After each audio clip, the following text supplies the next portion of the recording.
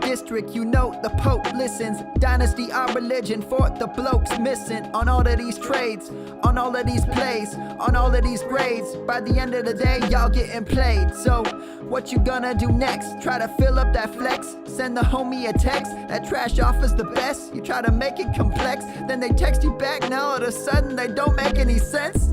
Broaden your horizons, boy. Dynasty's not for the Simons, boy. These trades not for consignment, boy. Respect your opponent, y'all some piranhas, boy.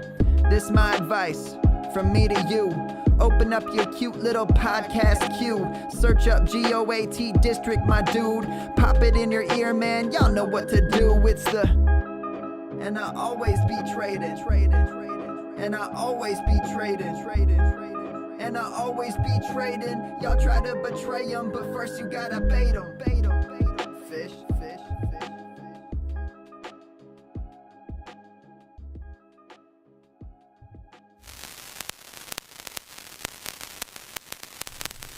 What is up, Fantasyland? We are back in the district for week 3 high stakes fantasy football playbook edition. We got a big week, we got high stakes, and we got a monster guest in the house. You see him in the screen. I've got, of course, my man Dan Williamson on the one side, and we've got the man of the hour. You know him as Dayo from the 1st&Fifteen show, the man with the sleepers and the stashes. Dayo, welcome to the district, brother. Oh, do we have a freeze? Maybe. I think we have a freeze. All right, no problem. That's how we know how to roll it in the district. Dayo, maybe we get a little, if you can hear us, an exit and a comeback in. Dan, let's get this thing started. We'll fix Dayo up in no time. We've got Harry Snowman in the house. He's excited. I'm excited. We got a huge show tonight. A lot to cover. We're talking injuries, lots of injuries, unfortunately. Waivers, buy and sells. There's Dayo. Let's see if we can get him in here. There we go. Dayo, good? How are you, brother? All right. There it is. We're just welcoming you into the district, man. We're happy to have you. It's a big week. After 2 weeks, lots of injuries, lots to talk about. We're happy to have you, man. Yes, sir. Thank you for having me, JD and Dan. Big fan of the Go District. I've been listening to y'all for quite a while, even before we started our show. Y'all won the first. When y'all had, I think, Theo and, what's his name? Andrew. Yep. Andrew, yeah. I wouldn't call him Schultz, but yeah, Andrew was on the show and everything, so I'm glad y'all brought the show back, and I appreciate y'all for having me. your boys are watching. Yeah. It's no big deal, man. Sometimes I think I'm in competition with Dayo for that title, but I'm trying to improve. We're all grinding to try to reach the pinnacle, man. It's all good. Exactly. It's all good. So what's going on, fellas? Not much, man. Not much. We got a lot to talk about. We loaded up the show sheet. We're going to pick your brain all kind this week. I know it's only been 2 weeks. We're talking about how Dan was already talking about Christmas and how quickly that's coming, how around the corner that is. But it's nuts. I was getting ready for this show today thinking it's only been 2 weeks. But, man, a lot has happened. You know, we have a lot to discuss, guys. Let's jump right into it. Guys, you're going to want to stick around. Let's go. On the back end of this, we're going to talk about, Dayo is going to reveal his sleeper stash that you can go get yourself right now. All actionable content for today's show. And we're going to talk about rookies who have league-winning upside by this mid-season. So let's get through it, guys. Let's get right to it. First segment, we're talking macro level. Dayo, I'm going to go to you first. What really stood out to you as you watch week 2 unveil in the NFL?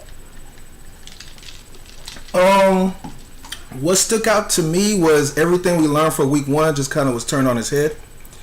And, all summer long, we're just trying to figure out what's going to happen in the season, like the depth charts, the rookies, how they're going to play out, the veterans, who's going to keep their jobs, the coaching changes, how that's going to change the teams.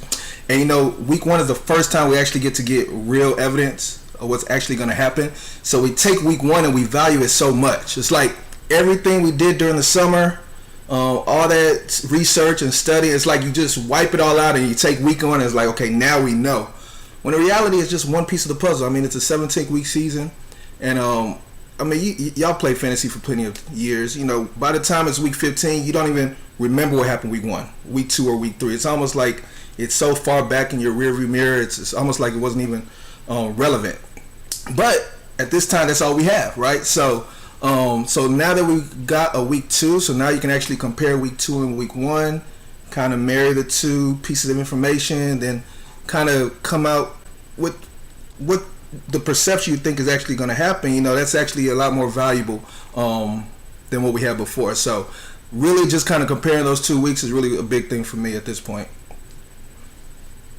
Dan, how about you, brother? I remember last year, you know, Dayo was talking like week 1, how quick we are to react and stuff. I remember like coming out of the preseason in week 1, Carson Steele was a big deal. You know what I mean? Like Carson Steele was the guy that everybody was trying to get, whether it was on waivers. You saw some crazy trades happening. And by week 5, 6, they're like, Carson Steele who? Right? So it's like a lot of stuff happens, but you got to be careful on how you react to it, right? Yeah, absolutely. You know, there's always some kind of hotness going on, you know, that's coming off the preseason. If that player has a good week 1, you know, everybody's going to be just foaming at the mouth to get a hold of that particular player. But, you know, I think, you know, a couple things that really stood out to me as we got into week 2 is, you know, of course, number one, as Dayo was saying, you know, it's still a small sample size. You know, we like to say that week 1 lies, and week 1 and 2 together, well, they don't lie as much, but they still kind of stretch the truth a lot of times. So, right. You know, I think, you know, it takes 3 or 4 weeks before you really start feeling comfortable with your takes and feeling like, you know, you might really have a handle on things. But we got to react in the moment. I mean, we can't wait until week 4 to start reacting. We got to start reacting now, especially in the high stakes streets. You know, nobody's waiting around anymore for you know, to get things confirmed. We gotta see what's what and just go with it. And one thing that I've noticed is, you know, really the rookie running backs are upside down this year. It's all those guys that were, you know, we took early, you know, the Travion Hendersons, Ashton Genty, Omarion Hampton, R.J. Harvey. You know, those guys are all really struggling.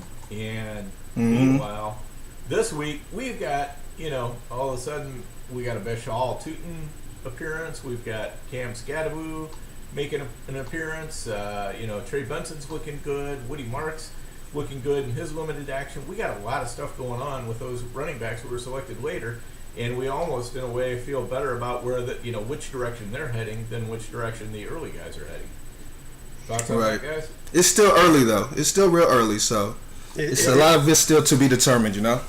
It's still early, and like Lance says 5 weeks to get a real feel. Dan's saying 3-4 weeks. My rule of thumb has always been 4 weeks, and especially thanks to Tom Brady and the New England Patriots. I mean, how many seasons did they start off poorly and then came back and won the Super Bowl? You know, so I learned that a long time ago that you know, you got to give the league time to settle in, you know, to kind of find its groove, whether it's teams, players. For me, so far, what I've noticed is the Chargers, the Bills, the Packers, and the Bucks are really impressive to me. Just as teams, like if I had to pick 4 teams right now to put money on, and that 2 of those teams are going to play in the Super Bowl in February, those are probably the 4 teams that I would kind of identify after 2 weeks that I feel, as long as they stay healthy, are legit contenders at this point. You know, just talking football, not necessarily even fantasy, just talking football as a whole. Now, Dan, you started talking about some players, especially with the, you know, the running backs, the rookies, and we're going to go through a lot of that today. But a lot of the things that we tried to figure out, Dayo, coming into the season were depth charts. You know, whether it was receivers, whether it was quarterbacks, where you had some rookies coming in, or receiving positions where maybe we had a stud, we didn't know the wide receiver 2. tight end situations like in Chicago. So what are some depth chart questions that you had coming in that you feel like maybe we're starting to, or maybe you even have figured out already after 2 weeks? I mean, for most of us, it was definitely the Jaguars backfield, right? Every time we got information from a beat writer, it kind of shifted the way we kind of set up the depth chart. Initially, everybody thought it was ETN and maybe Bashal Tootin and then Tank, and then we got a report Tank was probably the lead guy and Travis Etienne was probably out the door. We got some blurs that they like LaQuint Allen. He was going to be involved a little bit. So it was like we didn't really know what to make of it. And that was kind of reflected in ADPs this summer during draft season. There was a time where Travis Etienne was the top Jaguar drafted. There was a time I saw two was the top Jaguar drafted. I don't think Tank actually got up there, but I do think Tank maybe jumped one of those two at some point in draft season. So everybody was just kind of, putting their chips on the guy and just hoping for the best. I think now that we're at week 2 and now that they got rid of Tank and we have actually seen what Etienne has done, I think we kind of have a more firm understanding of what's going on there. As of now, at least. Now, it's not to say things won't change like it usually does, especially with, the valuable rookie running backs that are trying to figure their way through the season. But as of now, I think we're pretty set on it being Etienne, Tootin, and LaQuint Allen. With Cody Schrader also involved as well on the practice squad, I think. So don't forget about him. Dayo with the practice squads, Dan. That's why we want him on here, man. He's talking depth. We're talking depth chart. You got to go deep. You know what I'm saying? All the way. Oh, they on the team, right? That's right. We know how it goes at running back. It's sometimes a very short ladder from the bottom of the pile to the top. Right. Especially if you're in San Francisco right now.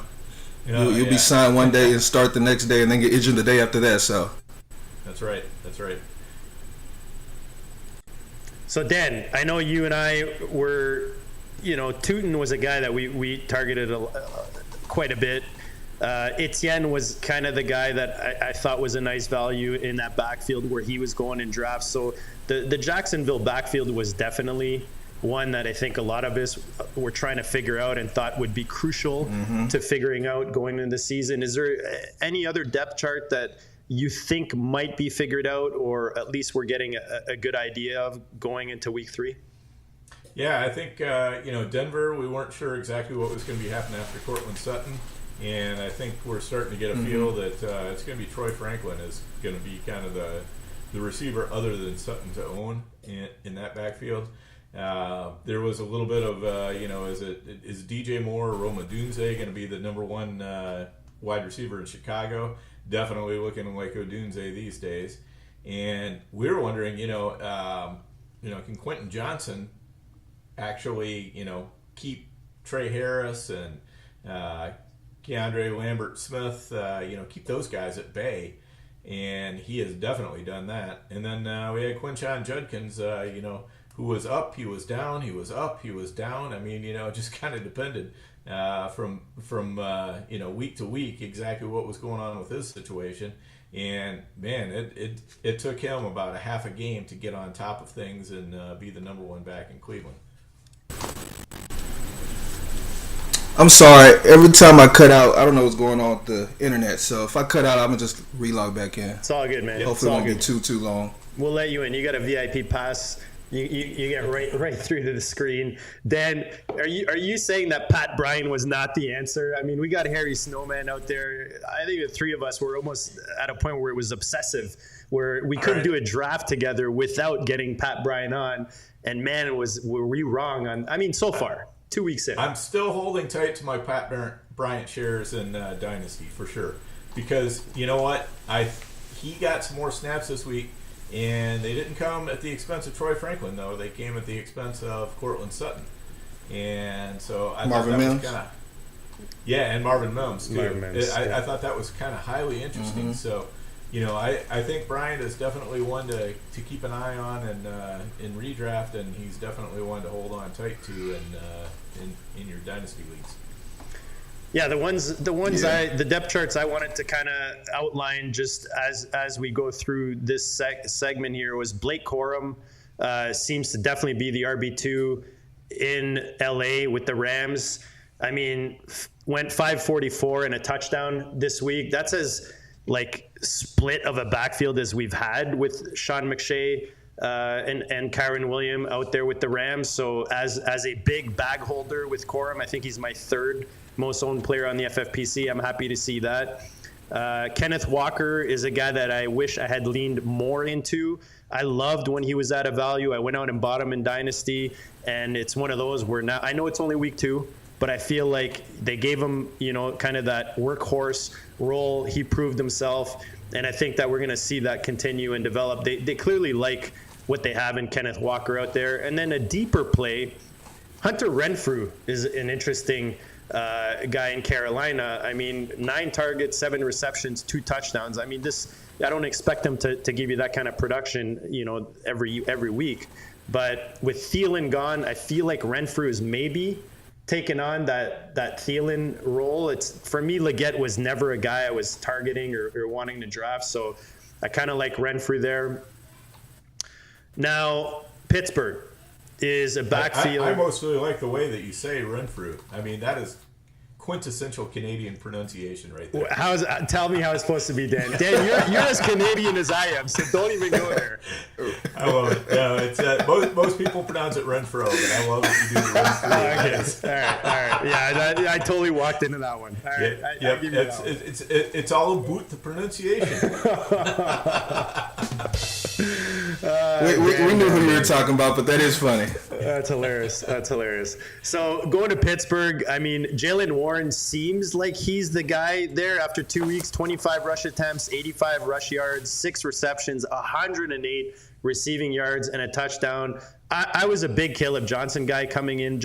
I liked his landing spot. I really liked him as a prospect coming in, but it seems like he's going to take a little bit more time. Would you agree, Dayo? Do you see Jalen Warren kind of locking it up there, especially with, Harry Snowman, Rob mentioned this, and I thought that's a really good comparison. He really reminds me of Aaron Jones, Aaron Jones that we saw with Aaron Rodgers in Green Bay. Yeah.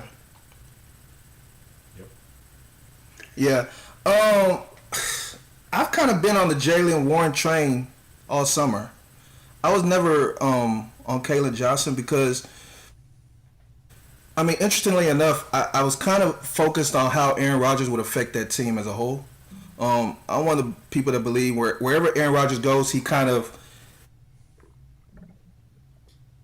it's like the Aaron Rodgers show. And the fact that they wanted him to be there so badly, it's like they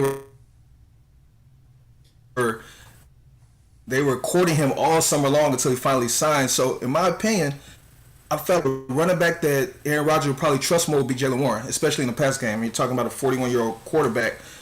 I don't see him trusting a rookie running back who already has struggles in the pass blocking game to kind of be a relevant role in that team. Now, of course, he could, maybe get some first or second down, role, I guess, or be used a little bit. But at the end of the day, when it comes to who Aaron Rodgers is going to run on the field, especially a 2-minute drill or things like that, I thought it was going to be Jalen Warren the whole time. Jalen Warren in the past has shown he's capable. He wasn't highly drafted, but at the same time, the team valued him.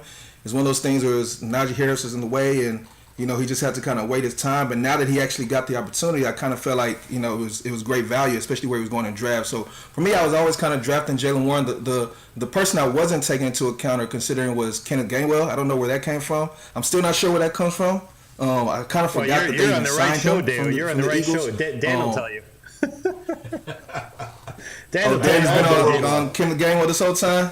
He loves it. I definitely missed that. Kenneth Gainwell stan as far as that goes. That goes back years. Well, I guess I missed that memo because I had no idea where he came from at all. So, and I really am still not sure what to make of it. Jalen Warren, he's kind of keeping his value up from scoring these touchdowns, but if he doesn't score a touchdown, Jalen Warren's fantasy production doesn't look too hot. So I'm a little nervous there. And, Caleb Johnson, he's still young. With all those rookies, I'm still trying to be patient with them. Yeah. I know usually second half of the season when the rookies really show out, so he still has an opportunity. But, when he gets those few opportunities he's going to get, he has to impress. Otherwise, it's going to be a redshirt season for him, in my opinion.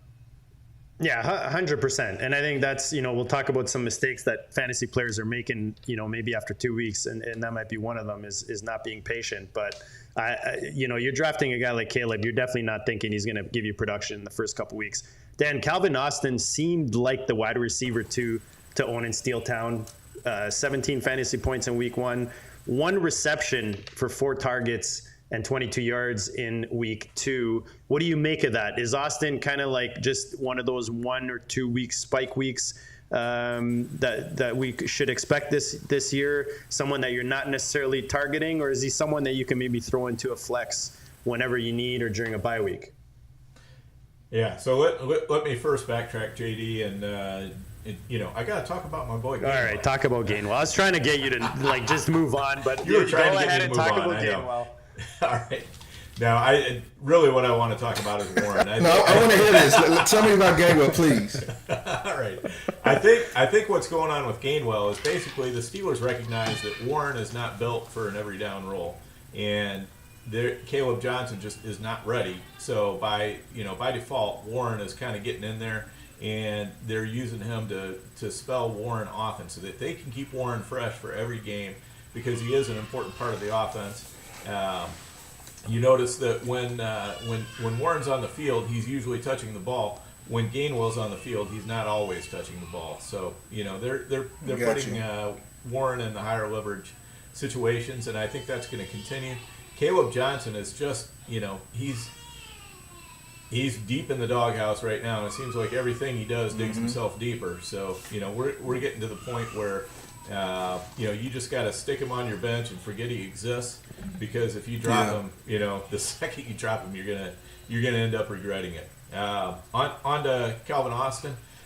To me, it's always tough to trust Aaron Rodgers' second receiver unless that is a high quality player. So, Calvin Austin is kind of a break glass in case of emergency player for me.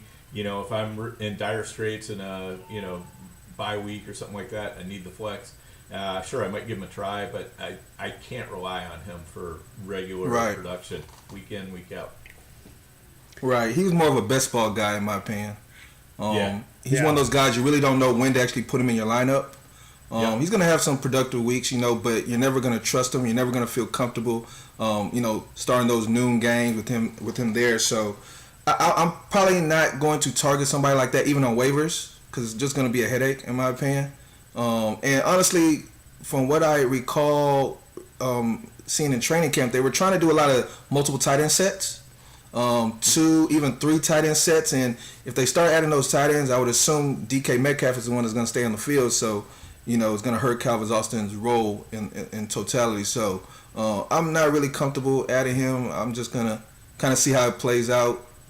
It might be one of those things where he starts off the season high, but by the end of the season, we forgot he's even on the team. So Kenneth Gainwell, a bridge running back, is what Dan's saying, and Dayo is saying maybe Calvin not worth big money on the waiver wire.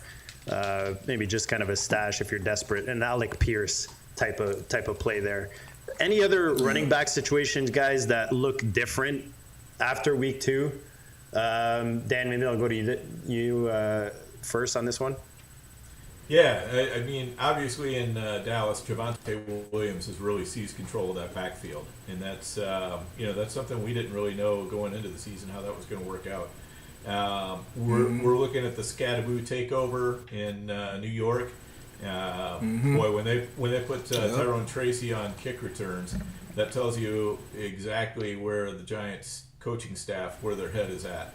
And this isn't necessarily based on merit, though I do think there's a lot of merit to it, but more based on injury. With Aaron Jones out, Jordan Mason he's going to consolidate that backfield, and hopefully they're going to get some better quarterback play over the next 3 weeks, and it's going to be Jordan Mason season here. Nice. My bags are ready for it, Dan. Dayo, how about you? What RB situation looking different after week 2 for you? He said it. I was going to say the Giants situation. It looks like Scadaboo just took that job right from Tracy.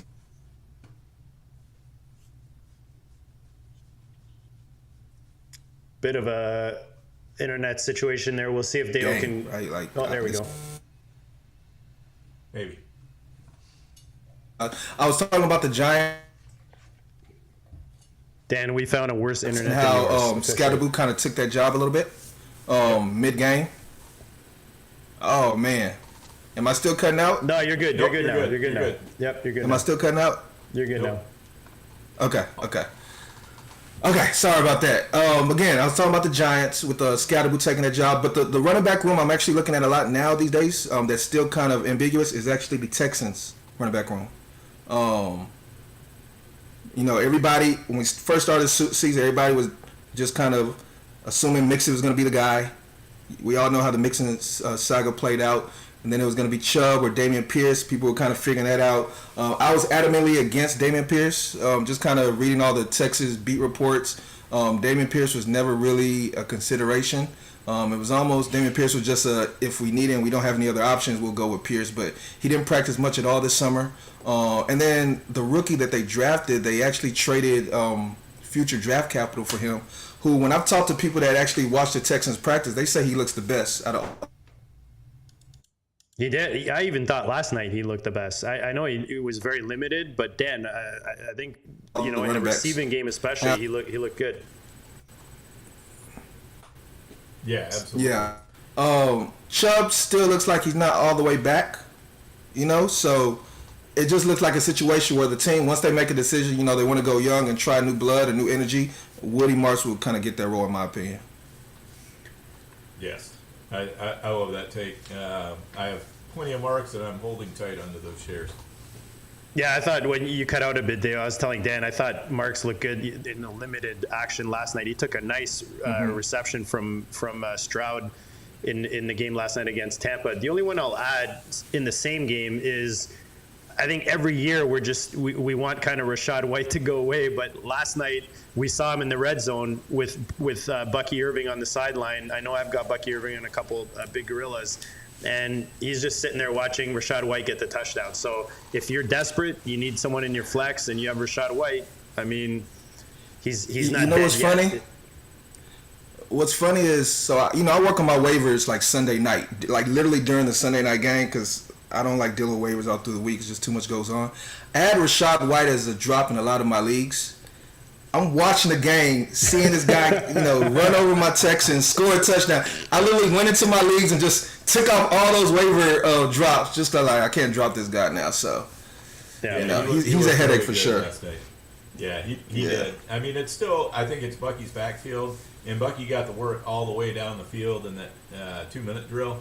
And I think they just put White in at the goal line because Bucky was a little bit gassed, and when you're down there on the goal line, you got 9 who do nothing in the game.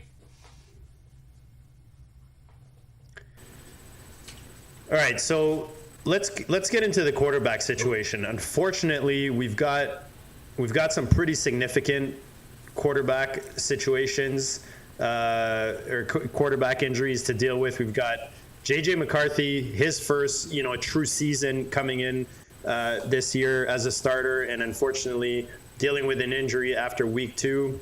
You've got Joe Burrow, according to Albert Breer, who's out for at least 3 months with turf toe, pretty severe turf toe from what it sounds like. And you've got Brock Purdy, which again, according to Breer, should be back week 4 or 5. So I'll go to you first, Dayo. Who are some of your favorite quarterbacks to pick up off waivers or to trade for? Whether you're looking for this week specifically, week 3, or even the next 3 or 4 weeks. So out of the options available right now on the waiver wire this season, I'm really looking at Browning, Jake Browning for the Bengals. Just because, a few reasons, right? Number one, I feel like out of all the waiver quarterbacks, he's the one that probably is going to have the job for the longest. You would assume McCarthy's going to come back and take that job from Wentz, maybe, right? Mariota's going to come back. JD Daniels is going to eventually come back, and Purdy's eventually going to come back. But as far as Browning, he's the one I think maybe can have the job for the whole season. So if I can get him and he's valuable, I can keep him for the whole year without having to worry about dropping him at some point. But the bigger reason is actually a couple years ago, maybe it was 3 years ago, but Jake Browning at the end of the season actually had to take over for Joe Burrow. I forgot what game they were playing, but it was in the playoffs, I remember, and I actually had to pick him up because my quarterback, for one reason, was hurt. I might have even had Burrow. And I think he threw like 3 or 4 touchdowns, and I ended up winning that playoff game. So I've kind of been endeared to Browning ever since then. Sorry? I said that was probably the Vikings he was playing against. Yeah, it probably was. You know what? I think you're right because I think they had a backup quarterback as well. Maybe Dan remembers all the Vikings losses in the playoffs. It's just like well, it was fantasy playoffs, not NFL playoffs. Yeah. So he ended up, and I think he threw a touchdown at the very end of the game. I think maybe he went to overtime. But anyway, since then I've just been endeared to Browning. I'm partial to him, so he's the guy I'm targeting. Now, as far as the other quarterbacks, I do like Wentz a lot. I do think the Vikings are a great team if they could just get that quarterback room figured out. What do you mean, man? I'm kind of disappointed. What do you mean, Dayo? They're bringing in Desmond Ritter. Come on, man. They're figuring it out. They signed Desmond Ritter? Oh, my gosh. It looks like he's going to be signed if he's not already. The crazy thing with the Vikings is they had Daniel Jones right there on the team. You know, they kind of, molded him last year behind, what's his name, Sam Darnold. He had experience as a starter. I'm sure he looked pretty good in that system because of the way he looks now. He was right there available to him, and they just let go. You know, and he probably would have been cheap for them. You know, he probably would have given them a discount just because they gave him an opportunity. They just kind of let him go to Indianapolis, and you see what he's doing now. Now, of course, Aaron Rodgers wanted to come. I'm assuming he wanted to be the starter, which is why they didn't want him. But, like, they had options available to him, and if they knew how bad McCarthy was playing in camp, they should have had some kind of contingency plan. I'm kind of disappointed they didn't. If they can figure things out, and I think Wentz maybe has a little something there. If Wentz does show a little bit something, that Vikings team can actually produce quite a bit of fantasy production. So he's the guy I'd probably look at, and I do like Mac Jones a little bit, but I don't know how long Mac Jones is going to last. Mac Jones maybe has like one more week. So if you want to use him this week, that's great. But, it's a temporary thing for him, in my opinion. Right. Yeah, definitely. As far as Daniel Jones goes in the Vikings, they did make a good offer to Jones. It was just basically he was, when Indianapolis made an offer, he was deciding where am I going to have the best chance to start at. He felt like it was Indianapolis, so that's why he went that way. And I think he was probably right because the Vikings were pretty committed to giving J.J. McCarthy the job, the opportunity. Yeah, exactly. Yeah. And I think it's we got to just kind of hold off on evaluating McCarthy too much until that offensive line gets fixed because it's been a train wreck up there, and I think it'd be tough for any quarterback. Definitely tough for a rookie. Carson Wentz with his experience and seasoning probably can survive behind that line, but it's a mess up there right now. Well, Dan, let me ask you a question. Yeah. Do you think they benched McCarthy, or do you think he's really truly hurt? Okay. I do think he's really truly hurt. I mean, I know that he looked fine on the second to last play of the game, and he was running around, but I mean, you got adrenaline going, all that. Right. Mean, if you've ever sprained an ankle, sometimes if it's taped up, you can keep going, and then the next day you're paying the price. So I do think that there's definitely something to that. I think in a way they may be a little bit secretly relieved because that offensive line is such a train wreck, and they're just like, you know what, let's just hold McCarthy out until the bye. Let's let Wentz get back in there. Let's get that offensive line playing well together. We got 3 games here that might be winnable with, you got Cincinnati, Cleveland, and Pittsburgh. And, I think any or all of those games are winnable if you get decent quarterback play and decent line play. Right. So we'll see where it goes. Right. But, yeah, I think it's going to be Wentz for 3 weeks. So, if you need a short-term Band-Aid at quarterback, I do like Wentz. I think he's a pretty nice little wild card. And in a lot of these, if we're not talking dynasty where every quarterback is owned, if we're talking about redraft where there's still a few on the streets, I don't mind rostering Matt Stafford or even Spencer Rattler, who's been playing fantasy-wise better than you think. Yeah. That's the name I was going to mention. It's Spencer Rattler for sure. Yeah. So real football wise, not so good, but fantasy wise, sure.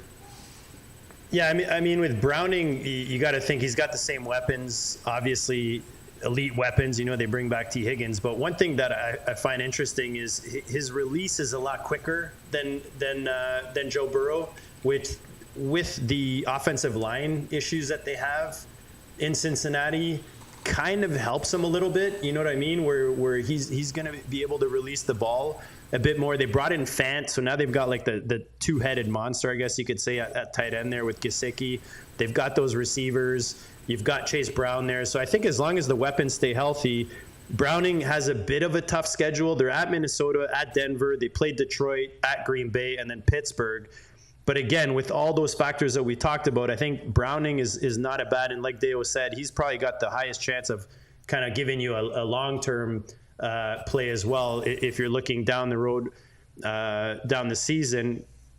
Now with J.J. McCarthy, I do want to say this.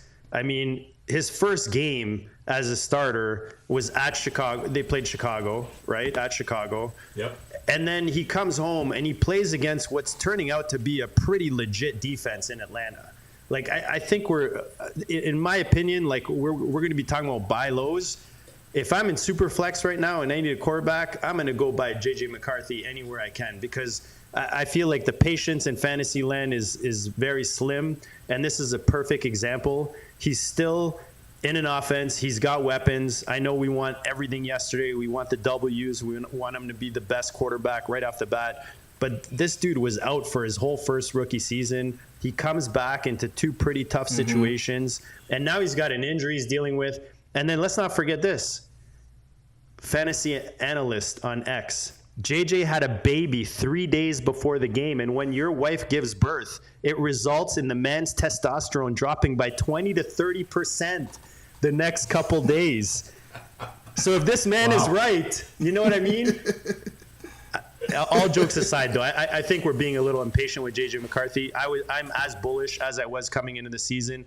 Anyone wants to sell me their JJ McCarthy shares, send it my way, especially in TriFlex, Superflex. I'll buy him all over the place. The one guy that we didn't talk about that I think is interesting to trade for, or even to pick up off waivers, because I see him sitting in one of my big gorilla waivers, is Michael Penix. Like, if Brock Purdy is your quarterback, you've got at Carolina, then versus Washington. He's on bye week 5. That's why I'm saying Brock Purdy, because you're thinking if he does come back week 4 or 5, at least Penix will fit in. We saw Penix look pretty good in week 1, you know, and again, he had limited action last year. I think it was 5 games that he started, if I'm not mistaken.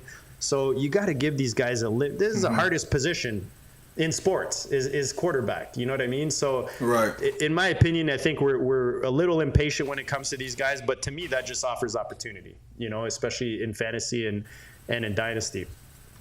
Anyone else to add with quarterbacks, guys, before we get to all right, let's get to sleepers, buy lows, sell highs. Who's someone, Dayo, who hasn't maybe popped yet, but is showing potential to help fantasy teams and is possibly a buy low? Christian Kirk. I think he is a buy low. I think everybody, first of all, nobody was respecting him at first at all during the draft season. And I get it, right? It's the Texans and, you know, his history with the Jags or whatever. But he was getting a lot of buzz this summer, a whole bunch of buzz during camp. I mean, he was getting the most buzz out of any of the receivers on offense. And then he gets hurt, you know, like the week of the game, I think 3 days before the game, week 1. So everybody kind of forgot about him. And then, of course, he missed yesterday's game as well. But he's supposed to come back this week. And that offense needs some kind of, you know, on the arm right now. They need somebody to kind of help them just kind of get that offense going. And, I mean, I don't know what's going on with Nico right now and the other receivers on the team. There's not much to talk about. I think Kirk is going to walk into a perfect... another guy that I think people are kind of forgetting about is Jordan. People forget he's suspended and he's coming back, not this week, of course, but next week. But when he comes back, he's walking into a great opportunity as well. I don't think Adam Thielen's going to be much of an impediment to him, and I didn't see much out of Jalen Naylor. So he's walking right back into his role. And the preseason game the Vikings had against the Texans, I think it was the first preseason game. I think Addison got targeted like 3-4 games right out the gate. 3-4 times right out the gate. So if he can kind of bring that into the regular season, I think you're going to have a great value there. And then the guy I was going to mention earlier, but we kind of spoke on him already, was Cam Scatterbo. The week after that, like he's going to take that job pretty soon. And there's not too many, rookie running backs that you could say that about right now. I mean, we're looking at guys that are promising, but none of them we are kind of sure they're going to get the job. But I'm pretty sure he's going to get that job very soon. So he's a guy definitely I'll buy low right before he kind of has that big breakout game. Dan, actually, Dayo, the Addison comment, that actually adds to my J.J. McCarthy comment from earlier. Like the fact that he doesn't have Addison there, we haven't seen Naylor necessarily do much. Like he's missing some weapons there too on top of that. So not to harp on that. Woody Marks was my guy in this part. Like we've seen kind of flashes. And like you said, that Houston offense, they need a shot in the arm. Dan, who's your kind of guy that's shown flashes, but hasn't popped yet that maybe Fantasyland or our audience can go out there and buy right now? Yeah, I got a couple guys. I'll go with Trey Benson out in Arizona. He's been looking very dynamic. I mean, when you watch the games and watch Connor versus Benson really looks like he's got a lot of juice. Connor is kind of getting what's there, basically. So I think that there's a chance that Benson ends up becoming the dominant back before the season is out. Another one, I am a noted DeAndre Swift pessimist, and if you're going to be a DeAndre Swift pessimist, you better have somebody that you on the team that you like instead at running back, and that's Kyle Monangi for me. We saw Ben Johnson talking about we got to get him more touches, and they went out and got him more touches. Now some of them were, basically in garbage time in a blowout, but hey, touches are touches, and he got a chance to go out there and show he belongs as an NFL running back. Roshan Johnson got not bupkis, so basically it looks like Monangai is a clear number 2 there.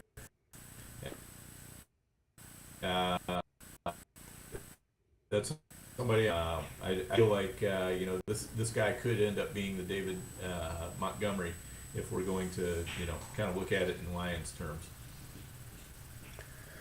Yeah, I like the Benson call, especially Dan. He's someone I have in a section later on, but he's definitely a guy that he's showing like he's probably the better running back right now. I know James Conner's dragged it, I guess you could say. He's been super productive as a vet, but I think the time has come. I think we're going to see it this season. So if you've invested heavily in Benson, or if you're out there making moves for him, I think it's definitely a good time. Anyone that we haven't talked about, doesn't necessarily have to be someone who's popped or anything like that, but anyone, Dayo, that you think is a good buy right now in Fantasyland? Yeah, actually, and I was gonna save them for my waiver pickups, but kind of same situation. Malik Washington for the Dolphins. That situation, it's gonna come to a head at some point, right? And when it does, I think the person that's going to benefit the most on that team is going to be Malik Washington. I mean, he's right there. He's already being used. He was being used at the end of the season last year. He has a similar skill set to the guys they already have now. He's super fast, and he's hungry. This is only his second year, I believe. So once one of those guys in that room go out, Malik Washington is going to step right in, and he's going to be very, very fantasy productive, in my opinion. And then my other waiver guy that I was going to speak on a little later, but Tyquan Thornton. Yes. I like him.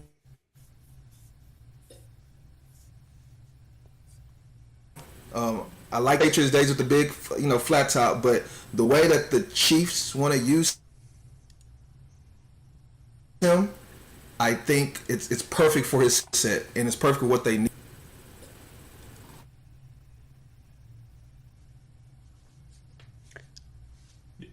Yeah, I mean, Thornton was a guy in New England.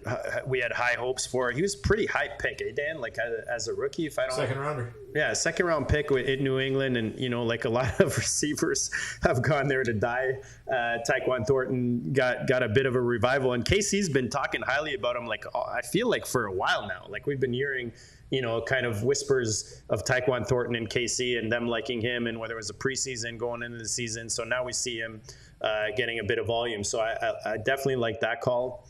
Dan, who's your buy right now in fantasy land?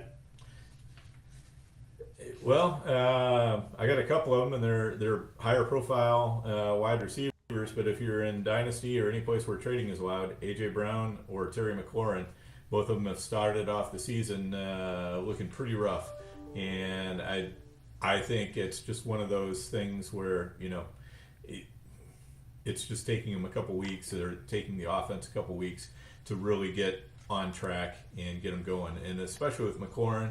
With Jaden Daniels potentially missing some time, I think it's quite possible that you might be able to pick him up a little bit cheaper. He's also an aging dynasty asset as well. So if you're on a win now team, I think that's definitely a possibility.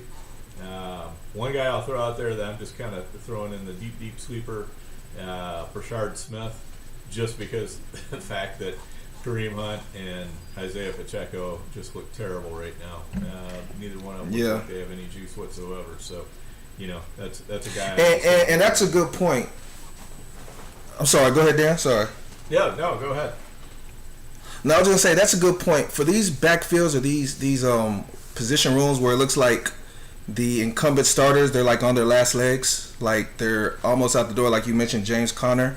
I'm always looking at the guy right behind them. Like, okay, because the cliff happens for every player, right? The greatest players in the league, at some point, the cliff occurs and they kind of go into the sunset. There's always a guy right behind them that's going to take that role. And those guys are cheap right now, because people are kind of having a blind spot as far as looking at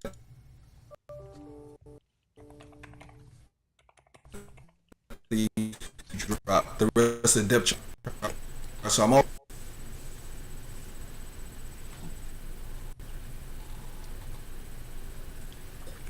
Sorry, did I cut out again? Yeah, you're good. You did, but we got it.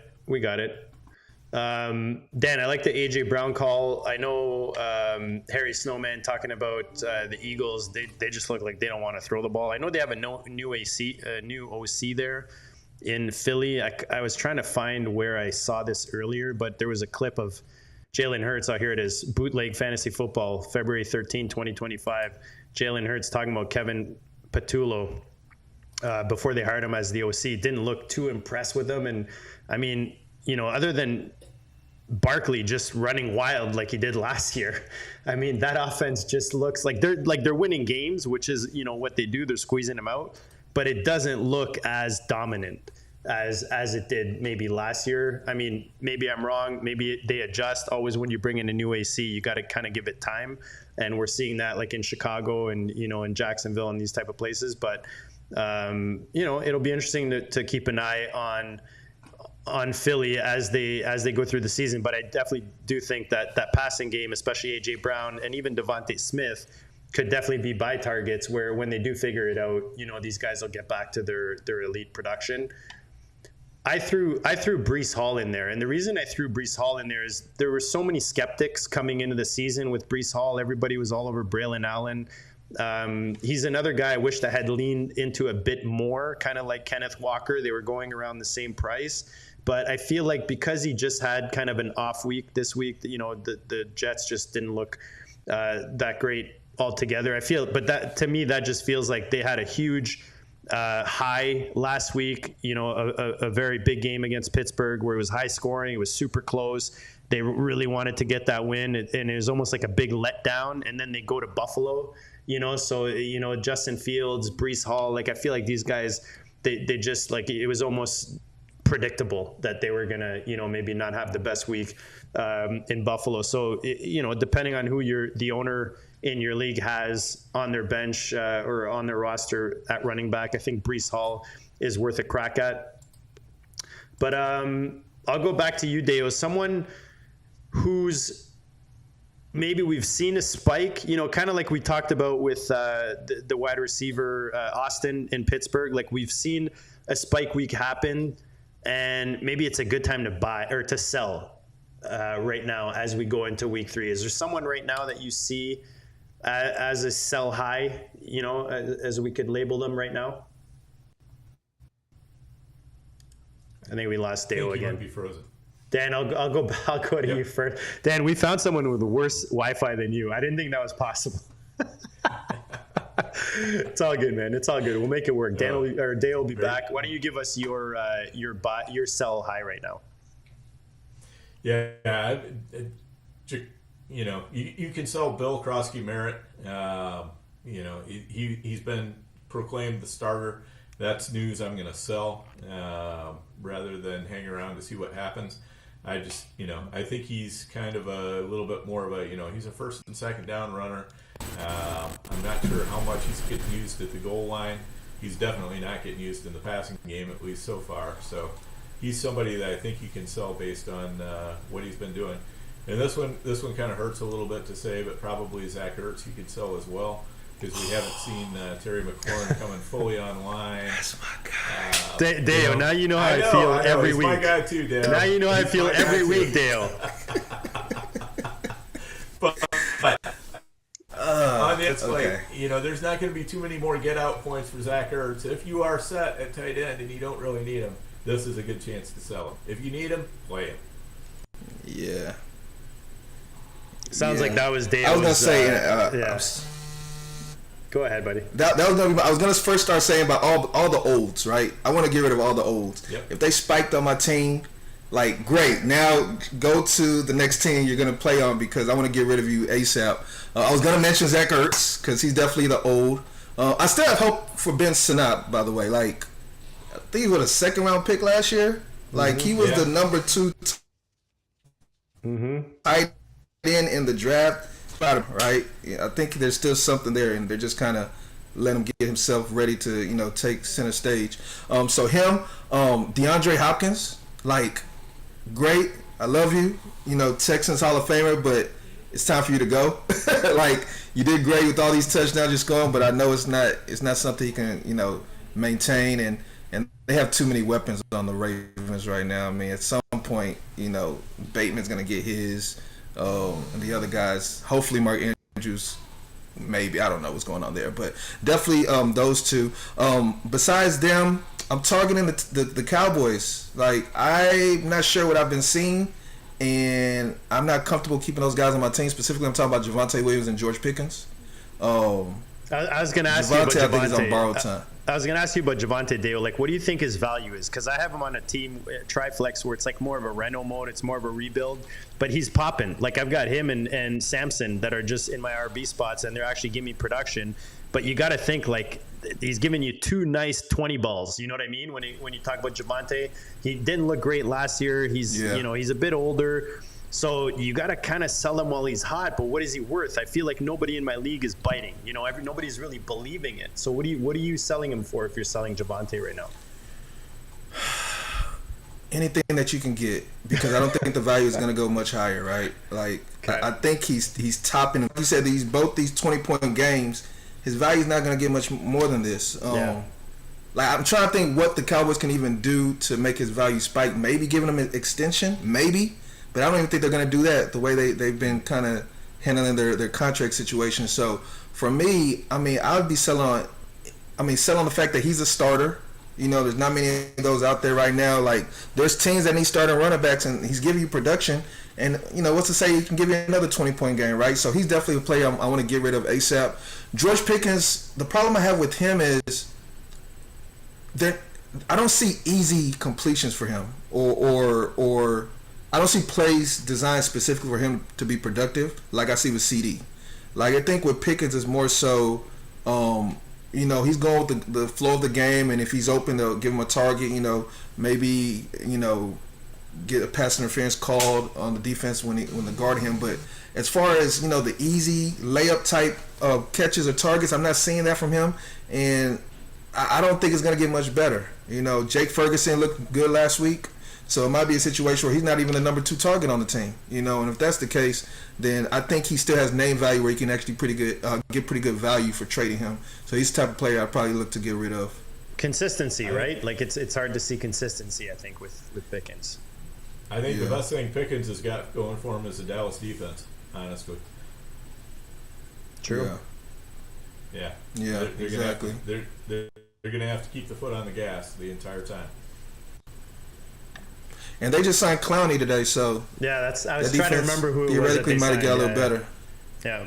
Hopefully, you know, for Dallas's sake. But right now it's a mess. I mean, when you let Russell Wilson look like Daryl LaMonica, that's some tough stuff there. Sorry, that's a throwback reference from way back, but he 450 yards. That's Mad Bomber material. Yeah.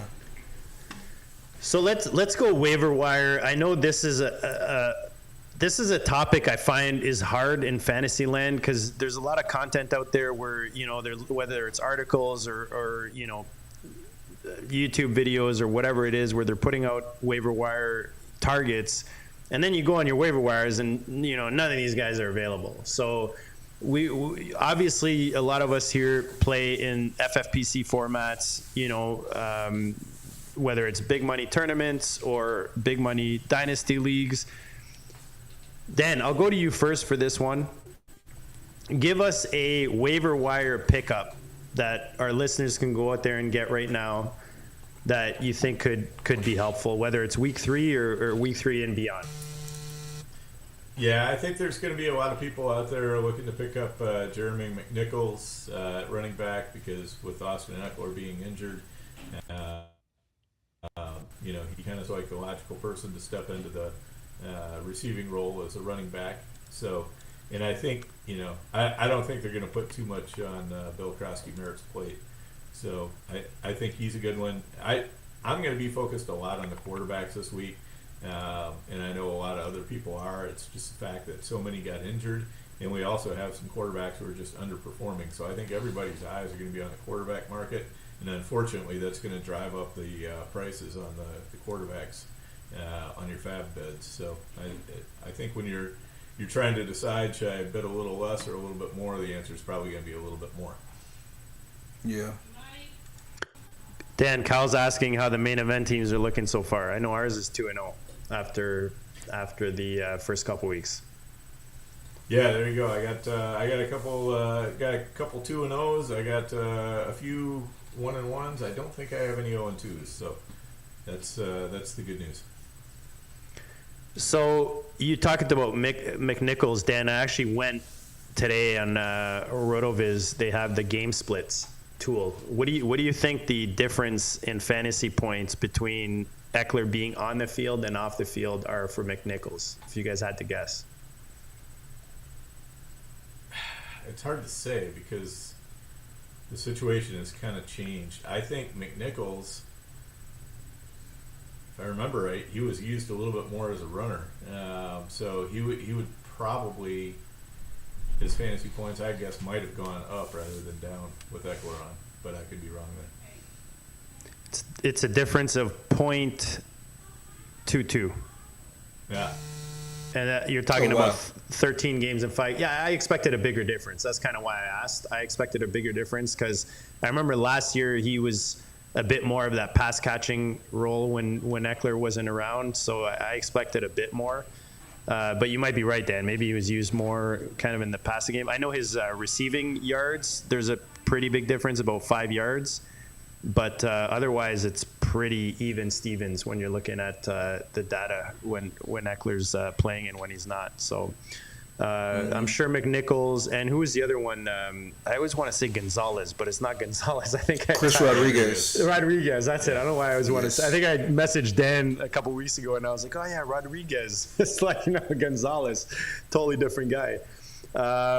Who's one of your favorite pickups right now on the waiver wire? I know we talked a lot of them, but anyone we haven't talked about yet, Dayo, that you're looking at on waivers? Yeah. So a few guys I'm looking to pick up right now, probably going to be your tight ends that people kind of ignore, like Noah Fant, AJ Barner. who apparently is a starter for the Seahawks right now. Red Zone Demon. Right. I don't know what's going on with the Jets, but I think Mason Taylor, I guess, is still the guy there. I guess. I don't know. But I'm trying to look for those tight ends who are starters because there gets to a point, these tight end values, they kind of flatten out. And there's drafted tight ends that give you the same value as tight ends that are sitting on the waiver right now. So if I don't have one of the high-end tight ends or productive tight ends, I'll probably just try to accumulate some of those and hopefully one of those pop.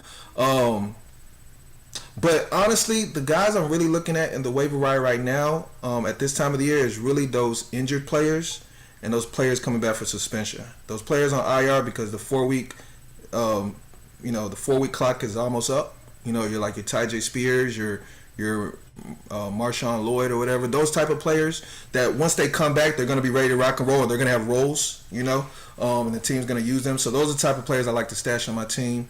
And another guy I'm liking right now, I'm not really sure what to make of his role for the team, but I think there might be a path there if you can be a little patient, is Isaiah Bond for the Browns. They signed this guy like 3 weeks ago, gave him, round 2, round 3 money, fully guaranteed. In the first game of the season, he's actually out there playing with the starters. I don't think he was a starter, but he was being used. And that type of talent, if you saw him in college at UT, very fast. He was the best receiver on the team, better than Matthew Golden.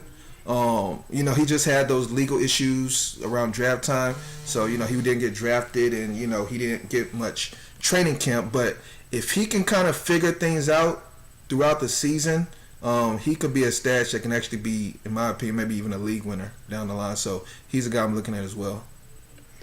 It's funny you talk about Marshawn Lloyd because my guy is actually Chris Brooks. I don't know if you guys have seen. I just feel like there's not much behind Jacobs, which is kind of why Marshawn Lloyd was a guy I was targeting in the offseason pretty often. But Brooks, 4 receptions for 29 yards. Kind of looks like Woody Marks a bit. The way Woody Marks looks in that offense, he kind of looks like that in that Green Bay offense. Love seems to be confident in throwing the ball. Jacobs, we know his age, we know the mileage. There's not much behind him. So whether it's Lloyd or Brooks, or maybe you hold on both, if you have the room and you hope one of them pop. But he's a guy I think is kind of sneaky. And then just some news, because this guy became relevant a bit last year, is Cam Akers, another guy that the Vikings are expected to sign per Pro Football Talk. With the Aaron Jones injury, I mean, Jordan Mason, this is the whole reason I've got bags of Jordan Mason, was for this exact reason, with Aaron Jones over 30, all that, the volume, all of that. But, a little deeper of a stash, maybe Cam Akers, you throw a buck in there and you throw him on the back of your bench if you have the room. Yeah. So don't forget about Ty Chandler too. I believe he's still on the team as well. Yes, he is. So he might be somebody to look at as well. Talk about a fantasy zombie. Ty Chandler. Wow, I haven't heard that name in a while.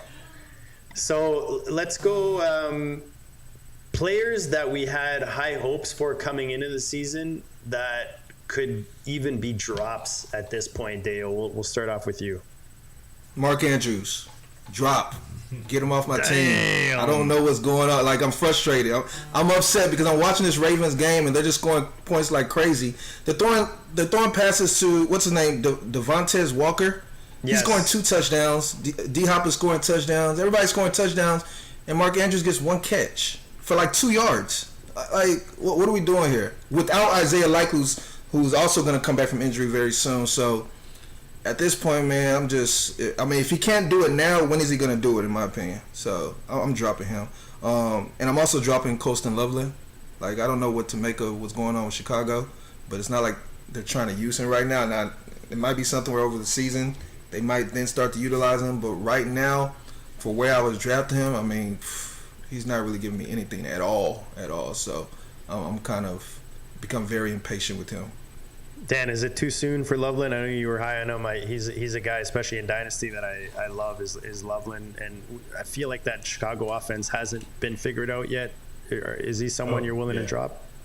I mean, in Dynasty, I'm holding tight. And no, you can't drop him in Dynasty.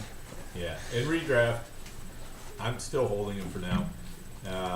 I'll give it some time. Once the bye weeks really get flying, things may change. But I'm going to keep holding him. I'm going to keep holding Mark Andrews. I have that a little bit of that that sunk cost disease where I spend enough. I don't like to cut those guys.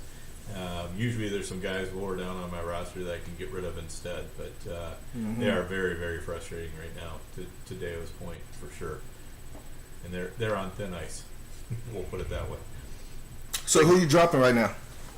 Kyle Williams is definitely one. I mean, and Demario Douglas, another one. Just to name a couple from New England, because it looks like that wide receiver room is shaping up, and those guys are the ones that are kind of either with smaller roles or no role whatsoever. In the case of Kyle Williams, Marvin Mims, his role looks to be evaporating as well, and he's always been, in the pros, a little bit more of a gadget player.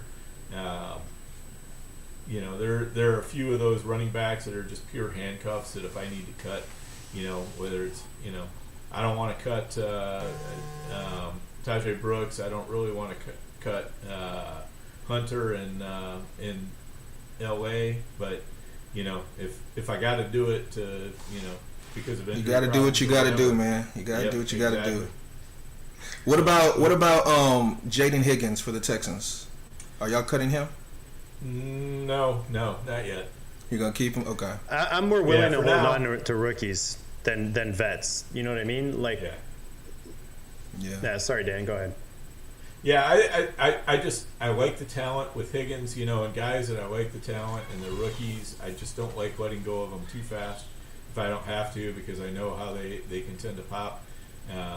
But, again, if you start running into injury or buy issues, I mean, you got to do whatever you got to do to get through it. Yeah. And if that means you cut a guy like Higgins, that's the way it goes. But hopefully, your team has got enough health and your bye weeks are spaced out well enough that you can just kind of continue to hold and give them a little bit more of a chance to develop.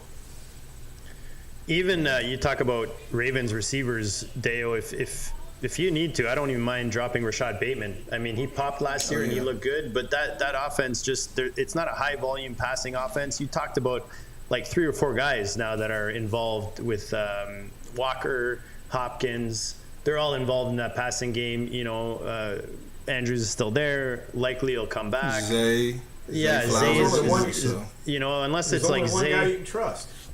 Exactly. Zay. It's like Zay, Henry, Lamar, and then, Likely is one of my guys that we'll talk about later on that as a vet, like Likely is a guy I want as often as I can right now, just because how little we've seen from Andrews. And you got to think he comes back and maybe I hope he's not one of the other guys. You know what I mean? That's just going to get like 3 or 4 targets and they keep spreading the ball like that. But he's definitely a guy that I mentioned in this section. Obviously, we want to keep handcuffs, but a guy I had higher hopes for was Ray Davis. I mean, especially when that James Cook conversation was happening and he was, he had the hold in or whatever that was, hold out, hold in.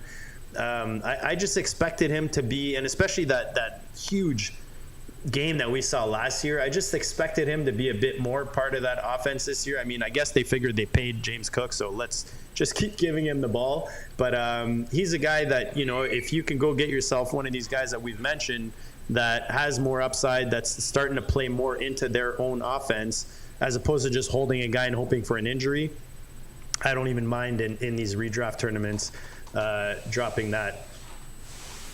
So let's talk about defensive matchups here as our last segment before we get into the rapid fire. And you guys have been awesome in the chat, by the way. Make sure you guys are smashing that like button. Make sure you subscribe to the channel. We're here weekly to give you guys a playbook so you guys can crush your matchups going into the following week, dominate your waiver wires, make the right trades. The Chargers defense seems to, after 2 weeks, Dayo, they've been pretty tough to score against. We've seen it twice now.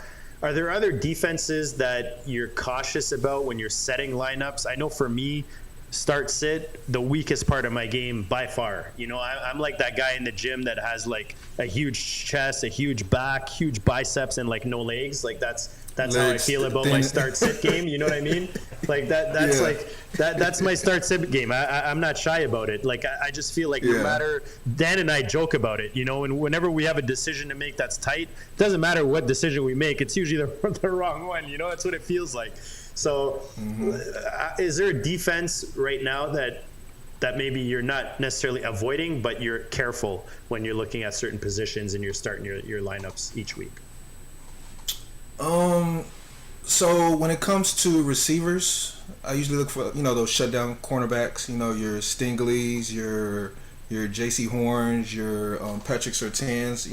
Those are the players where if I see my guys matched up with them, I'll literally sit them. I don't care who it is. Like I didn't play Pittman this week because I was scared of his matchup with Surtain. I was a little nervous about Mike Evans, who he did okay, but he didn't do as productive as what you want from Mike Evans. So players, defensive cornerbacks like that, I get a little concerned about. But otherwise, I don't really downgrade. I mean, at this point in the season, we're only in week 3 now. I don't really downgrade matchups too much. I kind of want to see what they are because, you'll have some games where a defense is great, but because they're so good, the quarterback is playing catch up all game long, and then they end up having a whole bunch of fantasy points, and the production is great. So I don't want to just take a player out of my lineup simply because I'm afraid of what the defense is going to do. Now, with that being said, there are several defenses right now I'm a little scared of that I didn't go into the season thinking I was going to be scared of. And it's quite a few actually. Surprisingly, one of them being the Packers. The Packers are looking like a team that's going to suppress a whole team's offense. I don't know if it was simply because of Michael Parsons or they were already kind of built that way even before they acquired him, and he was just like the cherry on the top. The Texans, of course. The Texans, they have a very aggressive defense. They're very vulnerable to big plays, though. But they have a defense that's always going to put pressure on the quarterback, always just going to kind of stymie the offense a little bit. And even special teams, they give you a little bit something there. The Falcons, if you see their pass rush, I know a lot of people laughed at them for trading, that draft capital to get into the first round this past draft season and take James Pierce. But he's actually proven to be a pretty big, vital part of their defense. He's actually kind of changing the way their defense is playing. And they have other guys there as well as the cornerback. I think he might be hurt right now, but the cornerback they have, I forget what his name is, but he's also a threat there. So the Falcons' defense is a defense I think people are ignoring a little bit. The Buccaneers, like Todd Bowles, don't forget he's a defensive coach, and he loves to blitz. He loves to blitz. They don't have too many names on their defense right now. Everybody knows Vita Vea, but they got linebackers and defensive ends that can attack and really cause chaos in the backfield. Did you mention the Seahawks? No, but they're a team I've been picking up off waivers. Yeah, they're legit, man. The Seahawks are going crazy right now. They're going crazy. I don't know where it came from. I guess I should have paid more attention to Mike McDonald coming from the Ravens and what he was able to do. I guess it took a little while for him to actually put his personnel on that team, but they're looking great right now. They even scored a touchdown. I guess Caleb Johnson, I guess it was a punt return. Caleb Johnson touched the ball, I guess, and the ball went in the end zone. They recovered. And it's crazy because I have Seahawks on a lot of defensive fantasy teams, and they did not give them the touchdown score Sunday night. Touchdown, their score was, I think, 10 points. And I was looking around like, are they not getting points for that? Is there some kind of reason that, they don't qualify for actually getting fantasy points for that touchdown? But then I woke up Monday morning, they actually gave him the point. So I guess something happened overnight. So the Seahawks are definitely a threat. And then a last one that I'm still trying to decipher a little bit, but the New England Patriots.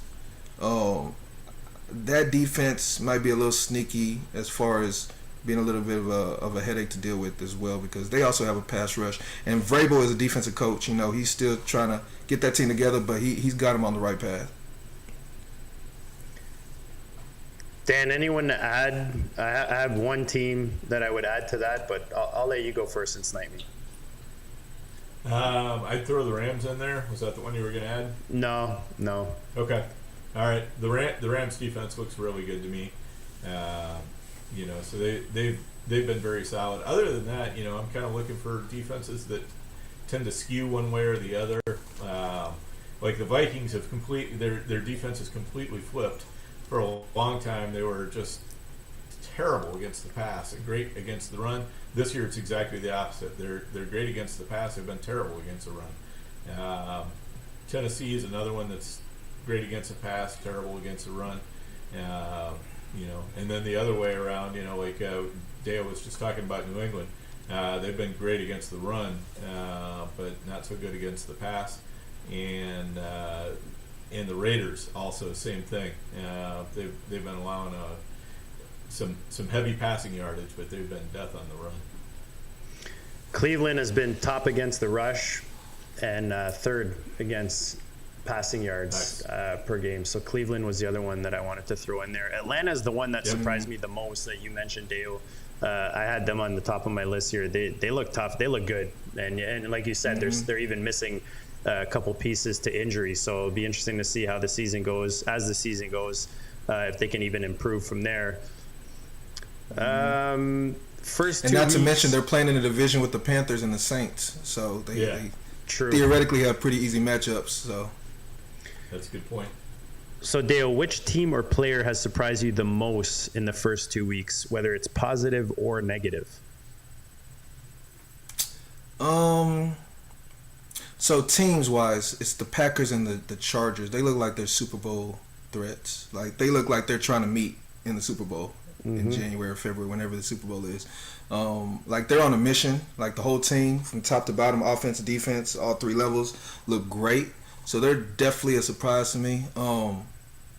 And then on the spectrum as far as how bad they look, it's the Texans offense. My guys, like what's happening is like we look worse. We got rid of Bobby Slowick because we thought he was the problem. We brought in Nick Caley from the Rams, thinking that it's gonna boost the offense, but we look even worse than we did last year. Nico Collins doesn't look anywhere close to being the number one wide receiver. And it's not Nico's fault, it's just that the way they're using him. They're not using him like he's a number one wide receiver. And the line looks worse. We drafted 2 rookie receivers who we're not even playing right now. So I don't know what's going on there, but I mean it's breaking my heart how bad my guys look right now. But they definitely are surprised because they were supposed to be the team that win the division. Now people might put their money on the Colts, I guess, to win the division. The team that hasn't even punted so far this season. So. Which is not a surprise to me, Dan. I was saying it, the last 2 months, especially coming into the season, with Daniel Jones resurrected. He has that Darnold situation in Indy. At least 2 years ago, everyone was super excited about Steichen and that offense. When they brought in Richardson, and now they have a guy in Jones where we've seen him be decent. In a not so favorable situation in New York. And he comes in and he's just loaded up with weapons. Whether you look at the receivers, they bring in Tyler Warren at tight end. The offensive line is solid. The defense is legit. I mean, he just has to come in and basically perform as he was expected to when he came in as a rookie. And as we've seen glimpses in New York. So I'm not surprised at all by the Colts this year. I think the biggest surprise for me, Dan, before I pass to you, is maybe the Steelers being 8th in points scored right now with Rodgers. After what we saw last year, maybe I didn't expect that. And, with the moves that they made in the offseason, that's probably the only real surprise for me so far. How about you, Dan? Yeah, and, big surprise also is the Steelers' defense has been horrendous as far as points they've been giving up. So that's not what we normally expect from the Steelers. The Vikings, I think, have looked pretty bad they've looked downright terrible on offense, with the exception of one quarter, and even on defense, getting gashed by the run the way they have been. When your offense isn't scoring points, and the other team gets a little bit of a lead, if you can't stop that run, it's going to be a long game real quick. You sure you're not talking about the Texans, also, Dan? Yeah. Everything you said could have been used for the Texans, so yeah. Yep. It's definitely a problem for both teams. And then the Chiefs, I mean, obviously there are reasons for why their offense has not been firing. And when you lose Worthy, and that's tough. And we knew that Rice was going to be out for a while, but this team just looks like they're really still scuffling along on offense. They still don't have a running back that really moves the needle at all. I mean, Patrick Mahomes has more rush yards than the entire rest of the team. You know, that's a sign of a rushing attack that is absolutely broken. So tough for the Chiefs too. All right, let's go over to rapid fire. We'll finish this off. Dayo, we'll go to you first. One sleeper stash that Dayo is targeting right now. Maybe, one that we haven't mentioned yet. Yeah, if you got more, give us more. Give us more. Here he goes. If y'all watch our show, y'all know I can't just do one. I start rattling off stuff out. It's your special. That's why this question is specifically says Dayo in the question, because this is your time to shine, man. Okay, so first of all, Dan mentioned him already, but I'm going to piggyback on that. Kyle Monunga. Like, that Bears backfield, it's nobody there except for Swift, who doesn't look that great, who has every stop he's made, the team has gotten tired of him, and he soured on them, and they've gotten rid of him. So Kyle Monunga first. The Chiefs, we just mentioned Brashard Smith. If you look at the way Isaiah Pacheco looks and Kareem Hunt, it's almost like you're like saying it's only a matter of time till Brashard Smith gets that role. And Brashard Smith is also a former wide receiver. So, not only is he going to get those running opportunities, but he's also going to get opportunities in the passing game. DJ Giddens for the Colts. Jonathan Taylor is good. Jonathan Taylor is probably like one of the best running backs in the league, but Jonathan Taylor also gets hurt every single year. And when that happens, it's going to be the Giddens show. And if that offense is still, clicking on all cylinders like they are now, Giddens is going to walk into a great, great opportunity. And then Taj Brooks. Chase Brown is a guy everybody loved. They drafted him all summer long. I have a few shares of him, but he hasn't been that efficient this season. I just think if something was to happen to him, Taj Brooks, who I like a lot from his Texas Tech days, will be able to take over that role and actually produce a good amount. So those are the stashes I have. And as you can see, the theme is really just young running backs that are just, waiting for their opportunity. Because the running back position, different than the receiver and tight end position, is really more about opportunity compared to talent. It's like once you just get that role, they're all good, they're all fast, they just need to get the opportunity, and there's only one running back, or at least one running back on the field most of the time. So if you can just get a guy that can get that opportunity, then you're gonna just create fantasy points for your team. Dan, I already got sniped, so you're free to go, buddy. Dale listed every single one of mine, so I think that says something. The fact that we're all three on the same guys here. Those are the ones right there. That's all you need. Yeah. Is there a vet that people are overlooking? I already said mine was Isaiah Likely. Just because he's injured right now, maybe you can, go and buy him in Dynasty, or maybe you can get him off waivers if he's on your waivers. Is there a vet, Dan, I'll go to you first on this one, that people are overlooking? I know we mentioned a bunch already, but is there someone that stands out or that we haven't mentioned yet? Yeah, I'll throw out a new name, Michael Pittman. Everybody's so hot on Josh Downs, everybody's hot on Tyler Warren. With Tyler Warren, definitely for good reason, but Pittman is definitely a big weapon in that offense. He was up against Surtain this past week, so his numbers were a little bit depressed, and I think he's a great buy right now. Dale? Yeah, keep with that same tight end theme. Pat Freiermuth, I think there's still something there. I know he hasn't done much thus far, but I think he's still getting the opportunity. He's still out there on the field. I think the time will come where he's going to show he has value there. But, I don't want to die on that hill too far. But Kyle Pitts is having a good season, I think, this year. And I think he's going to continue to improve. I think people kind of been burned by Kyle Pitts in the last few years, so they've kind of tried to avoid him or not believe what they're seeing or hearing. But I think it's actually real this year, especially with the upgrade of the quarterback.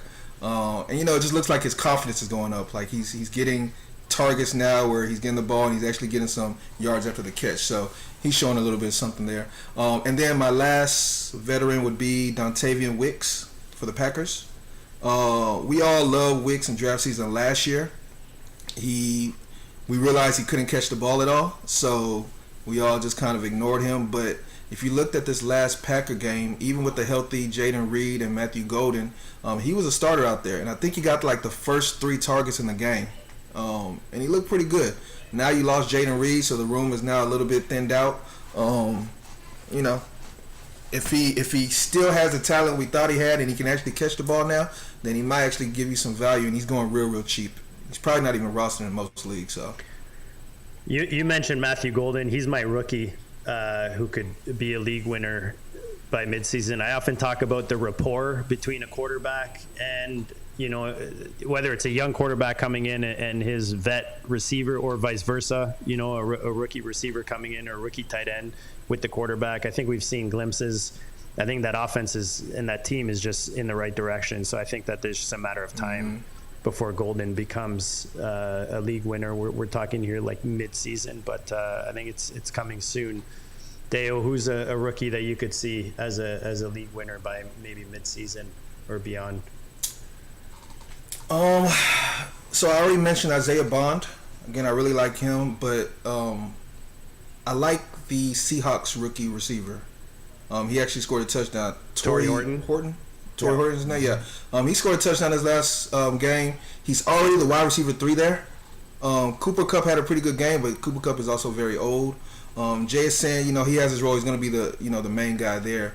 But Torrey Horton, I mean, he's literally walking into an opportunity where everybody just kind of forgetting about him.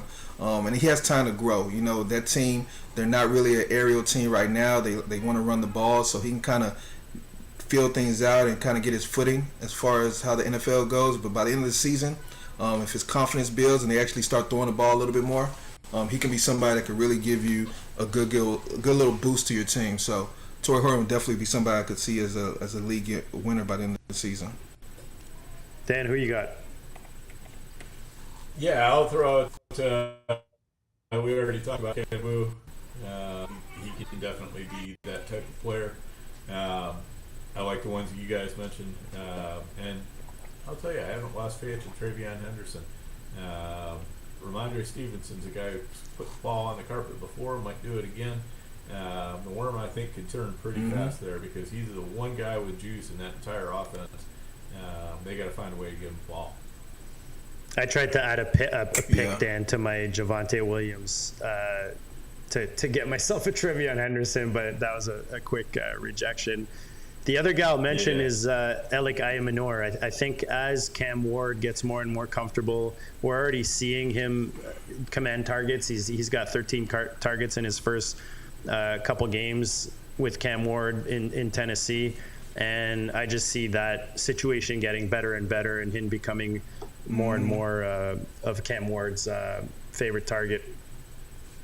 There is not a worse alpha receiver than Calvin Ridley. So. Yes. Oh my God, yeah. Yes.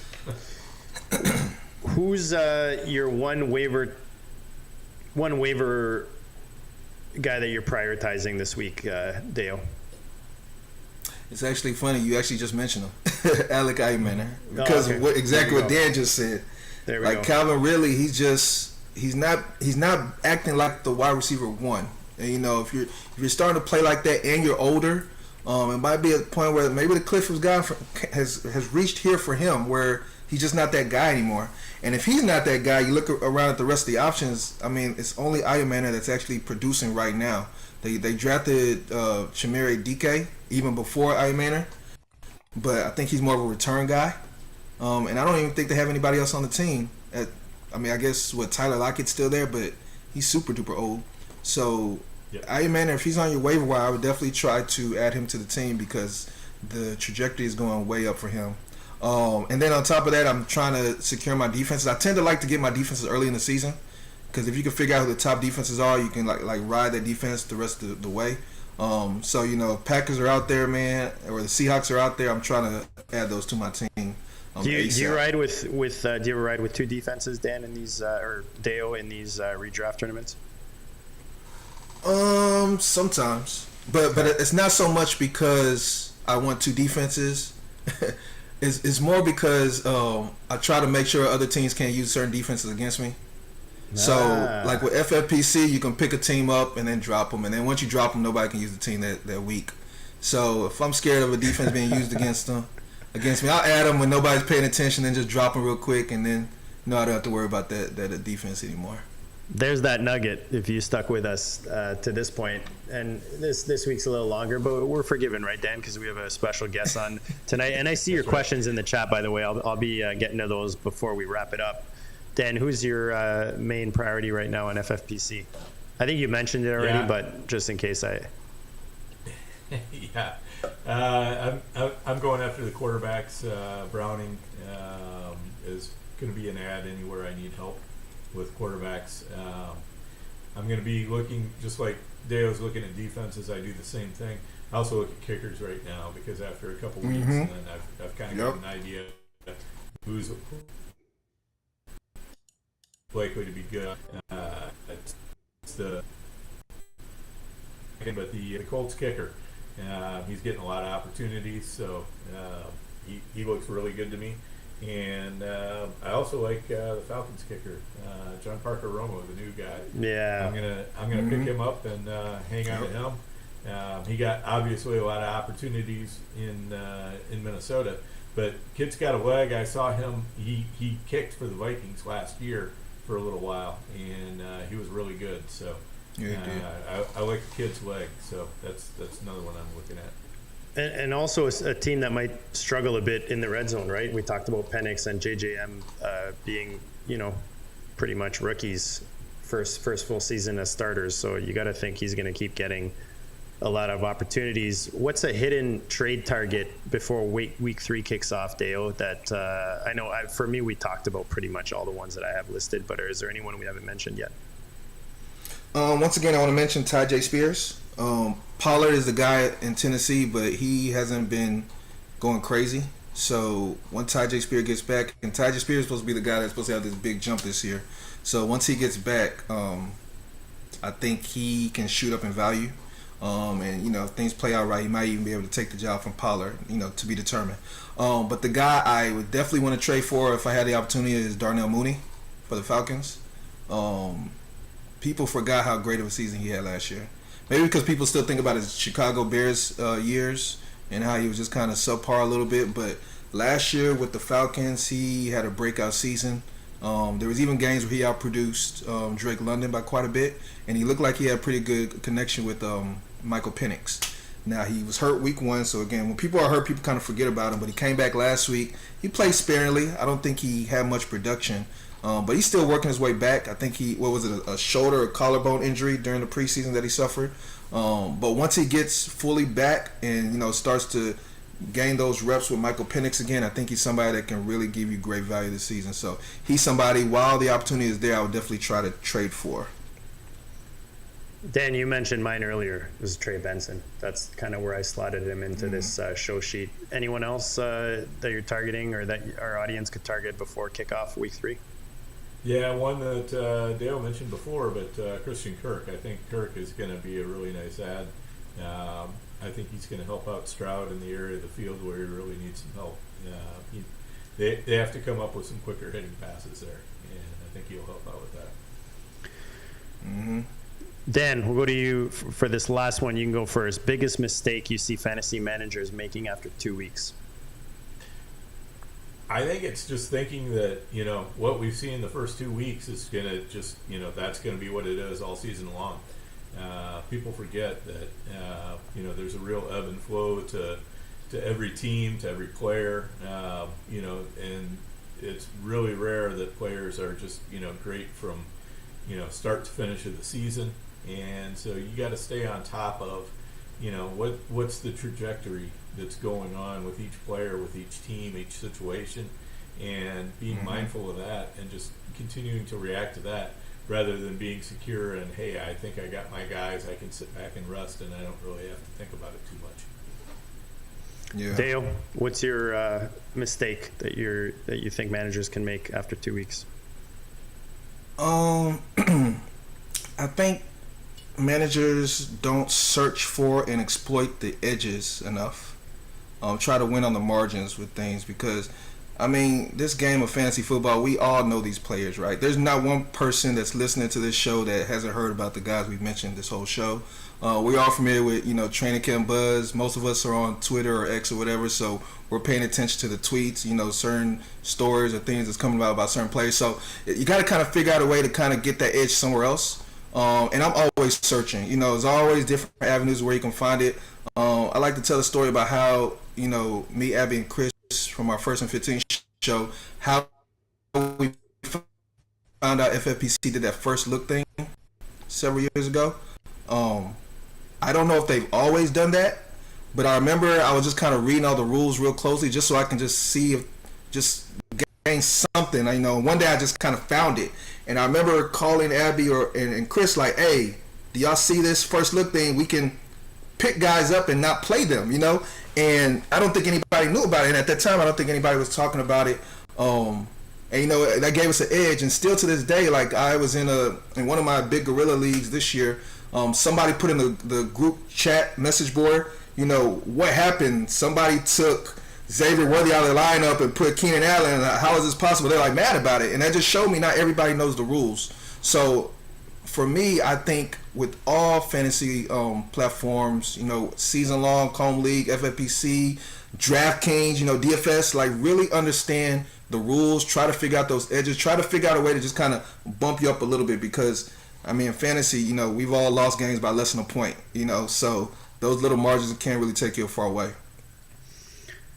Yeah, I like that. Like Dan, jumping to conclusions too quickly and thinking that's, going to be the season, but more than that, I think, is just impatience, especially with new situations, new OCs, new quarterbacks, rookies, that kind of thing. I think, Dan and I have talked about this often. ODB, I want to say ODB for some reason. Odell Beckham, as a rookie, I know won me, one of my biggest wins in the FFPC in what is now the Big Gorilla, was grabbing him off of waivers just because he was dropped early. And I think that's something that, we're going to start seeing in these next 2, 3, 4 weeks where guys are going to get really impatient with guys that could maybe win leagues or win a lot of money in fantasy. So keep an eye on those waiver wire reports, guys, and see who gets dropped because that's... One more thing. Yeah, go ahead. One more thing. Another mistake I think some fantasy makers make is sometimes they play scared a little bit. And by that I mean, like, they're scared of their team being too fragile. Like they'll draft a guy and then backdoor and get their handcuff, early because they think, well, if my guy goes down, at least I have the handcuff. When in reality, especially in a tournament type setup, you have to play it with the assumption that you have the perfect picks and your guys are all going to stay healthy. Mm-hmm. Because if you're trying to hedge your bets, then, if your top guys get hurt and you're going to use the backup, then guess what? You're going to be competing against other teams that have healthy stars and also have that same backup that you're depending on. And, at the end of the day, you're not going to really go far as tournament-wise. So you kind of have to play with the assumption that you're picking the right players, your guys are going to be healthy, and you're going to be able to kind of go the distance with those guys. And if it doesn't work out, adjust as needed. Football is a game of attrition. Guys get hurt, like Joe Burrow, new guys, rookies come about, and, once that happens, you then, adjust accordingly. But in the front end, don't play with the fear. Like for instance, if I have Lamar Jackson, I'm not too concerned about having a backup quarterback, because I don't see a time period where I'll sit Lamar. If Lamar gets hurt, okay, I'm kind of screwed. But if he doesn't get hurt, then having a backup quarterback is just going to be an anchor on my team. That's a roster space I can use with somebody else. So that's just kind of how you're telling a story, right? I talk about it often in best ball and redraft, especially. You're telling a story, and the higher you pay for a guy, the more you're saying, like, this guy is going to basically, anytime he's playing that he's not on a bye week, he's going to be the guy that's playing in the starting slot. You know what I mean? So if you start trying to fill in, like, what if he gets hurt? What if you just, unless it's dynasty, which even there's some cases. Perfect example with Kittle getting injured. Everybody thought it'd be this tongue guy, right? And then this other dude comes in. I forget his name now. Starts with an F, but Nick Farrell or something like that. Yeah, he ends up scoring the touchdown, right? So at the end of the day, like, if your Lamar team Lamar gets injured, that Lamar team is unless you get Probably lucky, dead. is probably dead. Exactly. So Yeah. you're better off taking a home run swing than trying to Right. bat singles. You know what I mean? And that's I totally agree. That's a mistake people make in best ball and people make in redrafts. So let's go real quick, rapid fire. There was a question here. I talked about it earlier, but Harry Snowman asking, can Renfrew continue to produce in the Thielen role in Carolina? I think he can personally. He was actually one of my FFPC pickups I talked about really early in the show, and when we talked about depth charts, I think he's kind of taken that role. And what's his name? Bryce is looking for someone to lean on right now, and I think Renfro, as Dan made fun of me. But I'm curious to see what Dan thinks about this, just because Dan, he knows about Thielen being a Vikings fan, and those older guys like the Keenan Allens. How do you feel about Renfro? Do you think he's carving out a role, or do you think this is like just a spike week? No, I think he's definitely carving out a role. I think there's always a role for a solid, steady veteran like him in a young wide receiver room. We've got Jalen Coker probably coming back in a couple weeks, and True. That's going to definitely change things up, because Coker normally plays in the slot where Renfro's been playing. But on the other hand, the way Leggette's been playing, they could maybe look at benching him, and they could kick some combination of Coker and Renfro out into the Z role, and then they'd be okay. So it might be that the slot gets shared and the Z role gets shared, and Leggette just kind of takes a back seat. So yeah, I'm cautiously optimistic. Yeah, I agree with that. Okay, we got a question from South Sea 77. Would you drop Fields or Penix for Daniel Jones, or hold fast? Yes. Yes. I definitely would. I think Daniel Jones, you gotta, I know the things can tell lies. The season can tell lies. We've been talking about that during the first 2 weeks, but Daniel Jones has been looking like the real deal. I think you got to take a chance. I would drop one of those guys. I would probably drop Penix, because I think that you can probably get production similar to what Penix can give you off of the waiver wire if you're wrong on Jones. But you're going to get one chance at Daniel Jones, and that's this week if you haven't already missed it. So you got to take it. Right. Yeah. I agree with that. I would definitely drop Penix for Daniel Jones. Fields, I kind of have to rack my brain around that a little bit longer, just because Fields, when he does play, just with that rushing production, he's always like a top 12 quarterback. But if you're in a pinch and you need to drop both of them to pick up Daniel Jones for whatever reason, then I would probably do it. Just because Daniel Jones, his value seems so insulated right now. We trust that offense. We trust that coach. He does have running ability as well. And they actually were doing some tush pushes this past week, or quarterback sneaks, which I don't think I've seen from Justin Fields at all.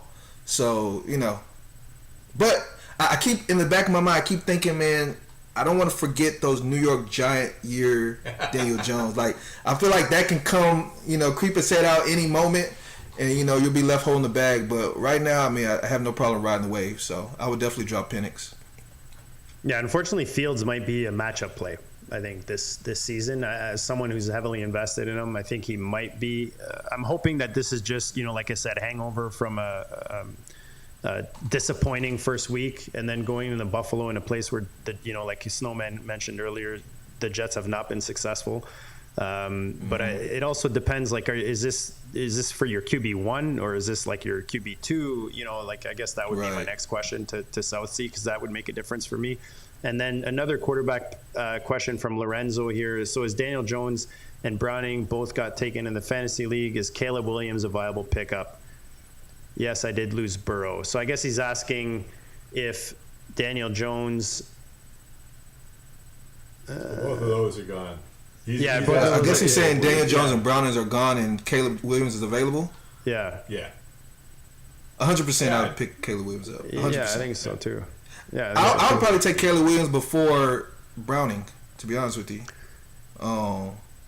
Maybe not so much Daniel Jones, but because I still think Ben Johnson has something cooking over there. He's just trying to figure it out, and once he does figure it out, and honestly, these first 2 weeks, Caleb Williams hasn't looked the greatest, but it's still been fantasy productive to some extent.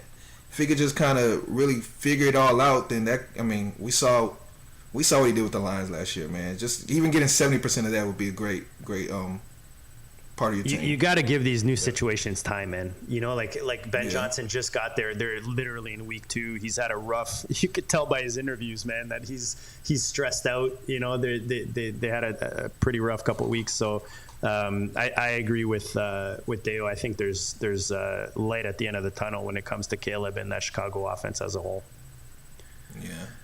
All right, guys, this has been awesome. We went 90, Dan. This is like the old school GOAT District shows. We tried to keep these things to about an hour when it's you and I, 45 minutes to an hour. But when we bring in a guest like Dayo, we want to try to squeeze as much as we can. So, Dayo, we appreciate you giving us the time, man. I know you've got a family and, some waivers to tend to. So we appreciate you hanging with us. Let the people know where they can find you. I know you guys are coming a little more regular this year with 1st&Fifteen. So talk about that before we close this out.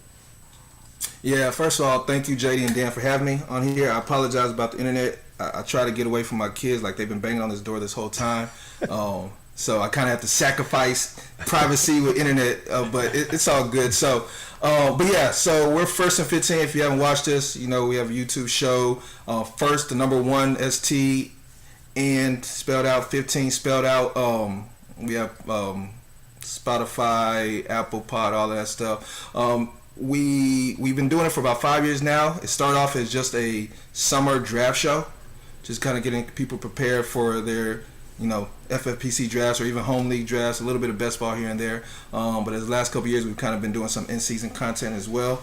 And it's really just us, me, Abby, who's a 2-time FFPC Big Gorilla champion, back-to-back actually, and then Chris, who's moderating us, just kind of talking football, Sometimes we talk a little bit of stats, sometimes we talk a little bit of analytics and all that stuff, but in reality, it's almost like some barbershop talk. We're just sitting together and we just talk it all out. We don't have any show sheets. We have a little bit of direction sometimes, but in reality, our shows are best when we're just kind of just winging it, and that's kind of like what we like to do. So, we drop our episodes every Thursday, give or take. So yeah, come check us out. And you can check out our old episodes as well. So check him out at __ Dayo, Dayo. I know personally, I've said this many times on the show, when there's a 1st&Fifteen show that comes out, it's the one show that I will for sure right away listen to it, download it, the way your format is just relaxed, but it's also deep and, high level. It's kind of like a nice mix of all three. And it's one of those where, I kind of feel like I'm hanging out with you guys when you guys are just talking fantasy. So when I'm doing working stuff, I turn it on, and it's definitely one of my go-tos, one of my favorites. So keep pumping out the content. We love it. We love that you joined us tonight. Dan, you've always got some high level and high stakes stuff. I know you guys dropped another episode today. Let the people know what you have coming up. Yeah, so we had an episode of the Fantasy Empire earlier today. You can check that out. It's on YouTube right now. It'll be getting out on Spotify and Apple and all that good stuff within the next day or so. Definitely worth checking out. We had a rousing episode. My internet froze even worse than Dayo's today. So, oh wow, yeah, that was really bad. Yeah. And I'm the guy who runs the StreamYard, so it's like, what happens if I exit out of this thing completely? Does the show just end, or does it keep going? So anyway, it kept going, so that was good news. Anyway, but it's always a good time, and I just enjoy the fact I get Fantasy Empire in the morning, and then GOAT District in the evening. So Tuesdays are always a super fun day for me. Yeah, no, both, it's the battle of the Wi-Fi's here, but in all seriousness, I mean, you guys both put out some serious content. Let us know in the comments if you guys are listening. Let us know in the comments if you like the Tuesday evening live show. Dan and I have kind of discussed maybe switching it up, maybe doing like a Thursday daytime, kind of midday type of show instead of doing the Tuesday night, because we feel like a lot of people are putting out content on Tuesdays. But if you guys like it, you guys want to hear it on Tuesday evenings, we're more than happy to keep running this, the playbook, on a weekly. Right now we've got it on Tuesdays, 9 p.m. Eastern. So let us know in the comments. We appreciate the feedback for sure. You guys are the loyals, especially the guys in the chat tonight. We appreciate you guys being active. Make sure you smash that like button. Make sure you subscribe so you don't miss anything.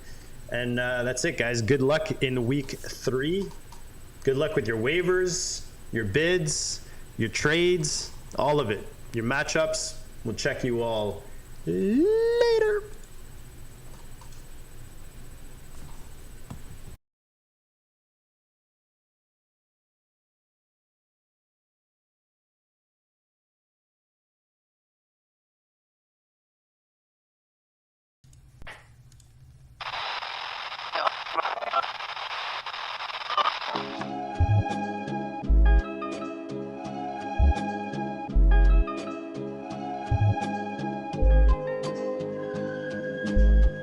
Go district, you know the Pope listens. Dynasty, our religion, for the blokes missing. On all of these trades, on all of these plays, on all of these grades. By the end of the day, y'all getting played. So, what you gonna do next? Try to fill up that flex? Send the homie a text? That trash offer's the best? You try to make it complex, then they text you back. Now all of a sudden they don't make any sense.